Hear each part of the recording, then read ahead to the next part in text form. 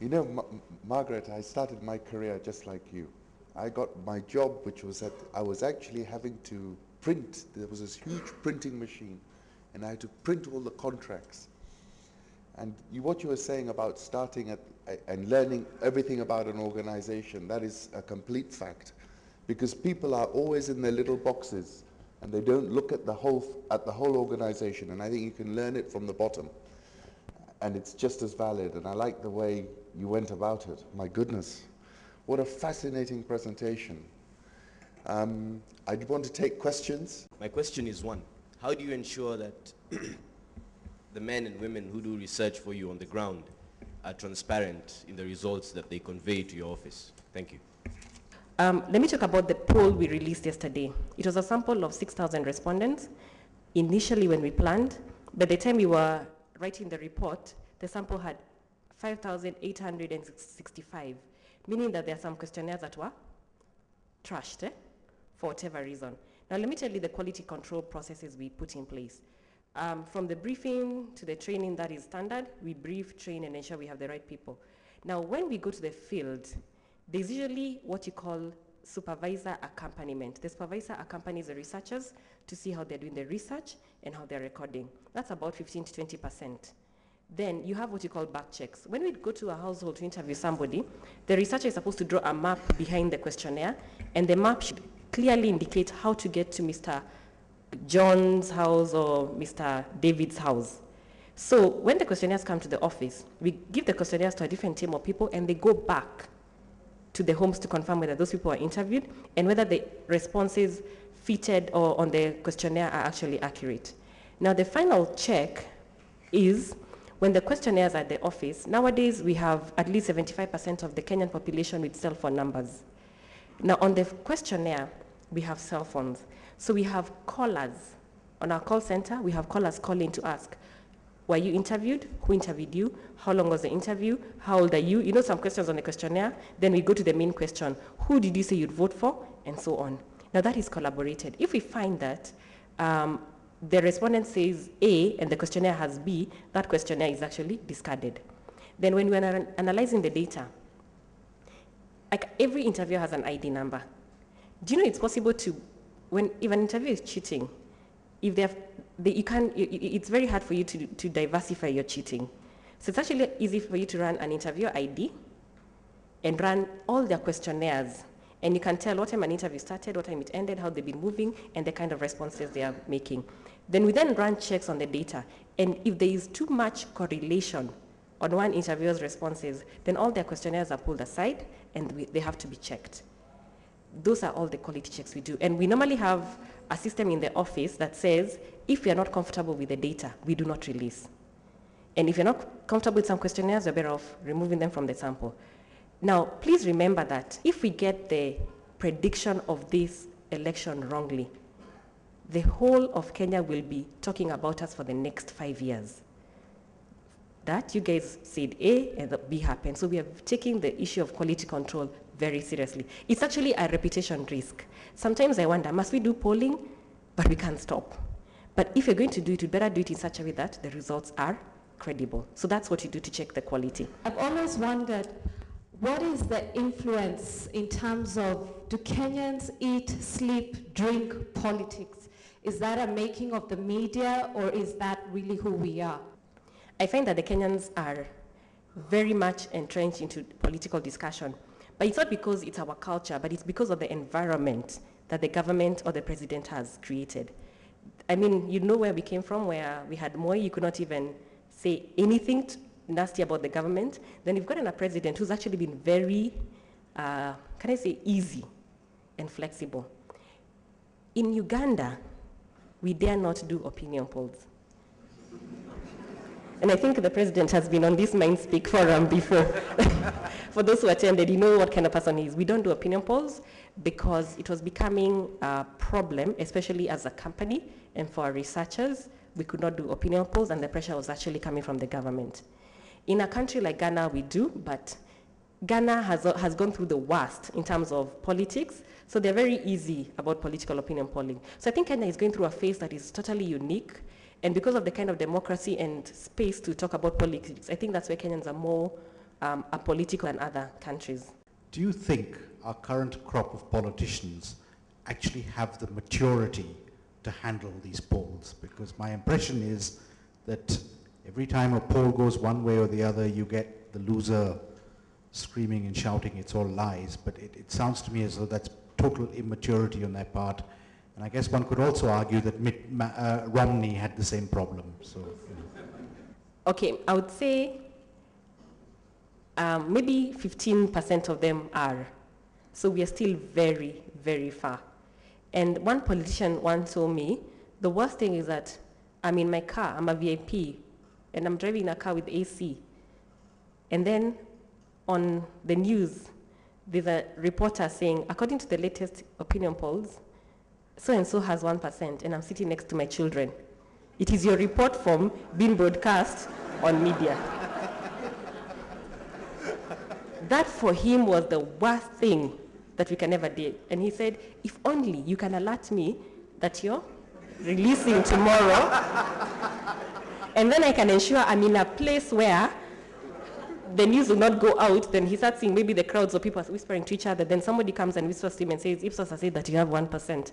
If only you can warn me in advance so that I'm able to handle it. And how does he handle it?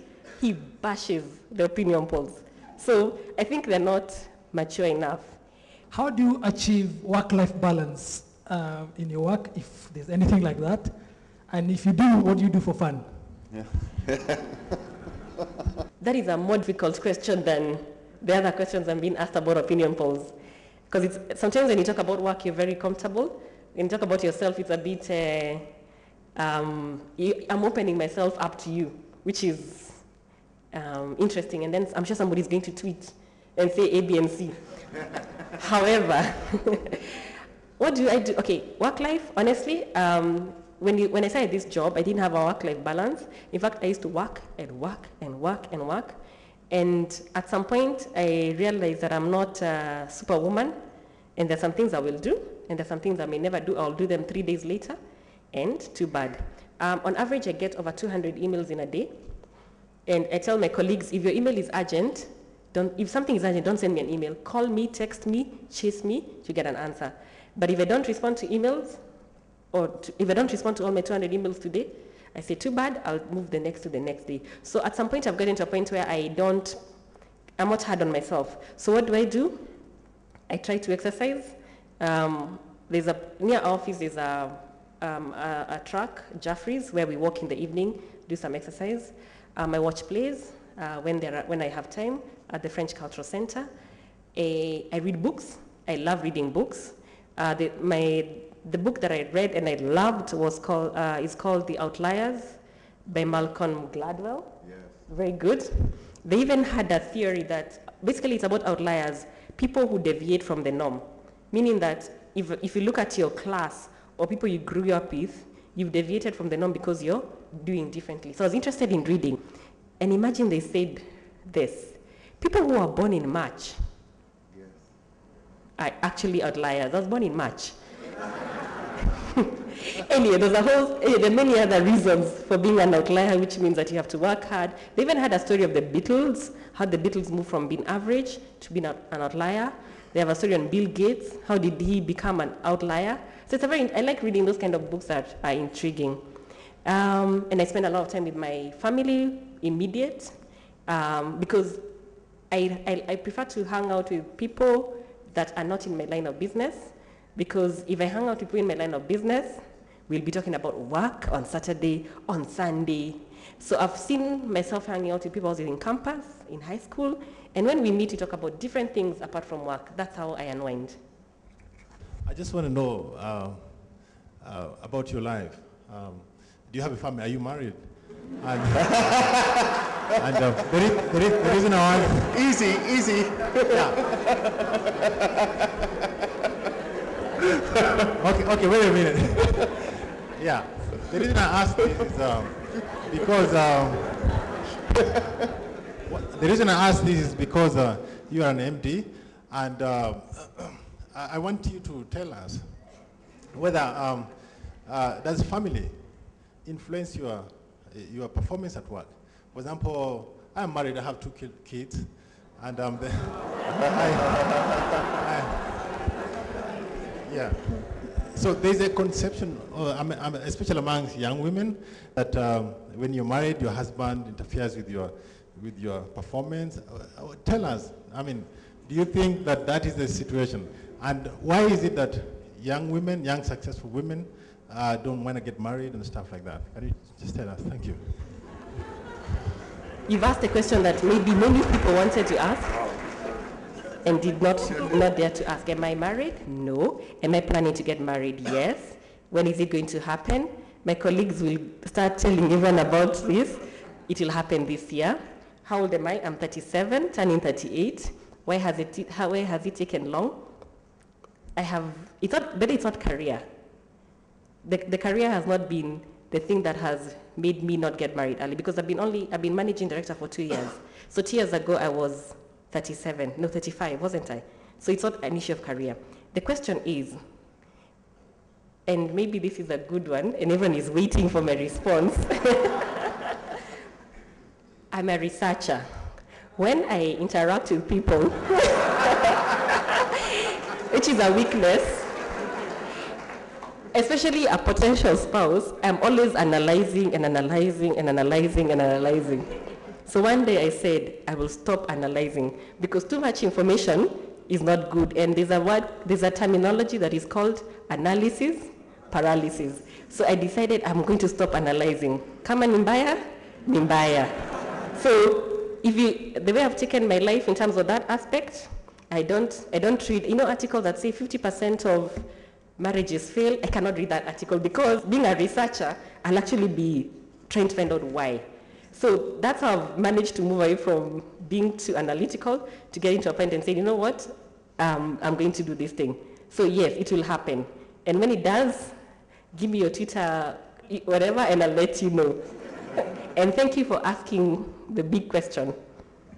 And assuming that I already have a plan to get married. I already know how I'll manage with my job, the hours I'll be working, how many people will help me. I'm a planner. Assuming that the house girl is not at home, I already have plan B, C, and D. So I've already planned the whole process, because in my role, I plan for eventualities, I plan for disaster, so I already have a plan. So be assured it's going to happen. It really was a privilege to host you today. Margaret had to change a flight to India to be at this MindSpeak session. So therefore, I'm going to kindly close it here. I want to do an interview with her later. But if you will hang around for a few minutes, I'm sure you've got all these people who want to have a word with you. I would be really grateful. Can we give a round of applause to Margaret Ireri?